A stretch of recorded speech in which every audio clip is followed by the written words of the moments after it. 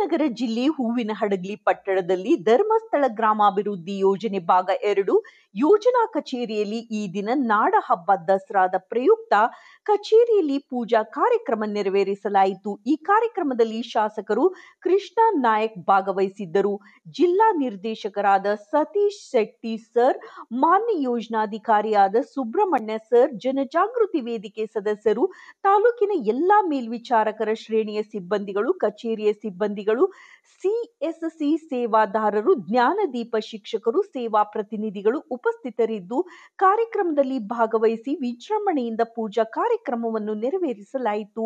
ಈ ಸಮಯದಲ್ಲಿ ಶಾಸಕರಾದ ಕೃಷ್ಣ ನಾಯಕ್ ಮಾತನಾಡಿ, ಧರ್ಮಸ್ಥಳ ಗ್ರಾಮಾಭಿವೃದ್ಧಿ ಯೋಜನೆ ಕಾರ್ಯಕ್ರಮಗಳು ಅಜರಾಮರ.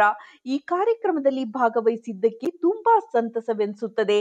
ಇನ್ನು ಧರ್ಮಸ್ಥಳ ಗ್ರಾಮಾಭಿವೃದ್ಧಿ ಯೋಜನೆ ಹೆಚ್ಚೆಚ್ಚು ಬೆಳೆಯಲಿ ಎಂದು ಹಾರೈಸಿದರು. ವರದಿ ಮಂಜುನಾಥ್ ಕೆ ಉತ್ತಂಗಿ.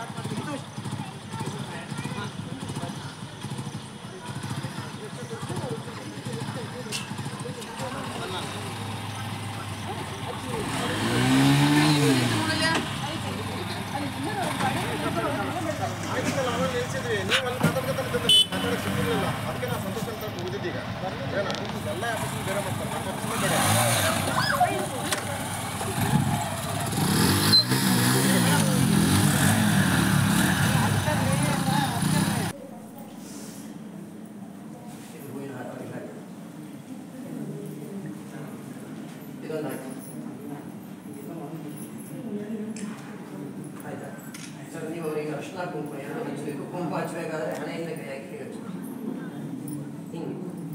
ಹಿಂದ್ಗಡೆಯಿಂದ ಕೈ ಹಾಕಿ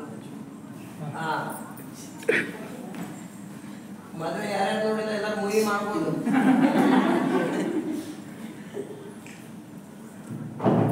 ಈ ಕಾಂಟ್ರಾಕ್ಟ್ ಅಲ್ಲಿ ಇರೋದ ಮತ್ತೆ ಆ ಮೂವಿ ನಾಲ್ಕಲ್ಲ ಅವ್ರಿಗೆ ಒಂದು ಆಕ್ಷನ್ ಹೇಳೋಣ ಕೊಡ್ತೈತಾರೆ. ಶ್ರೀ ವರ್ಚಸ್ವಮಾಯುಷ್ಯಮಾರೋಗ್ಯಮಾಯ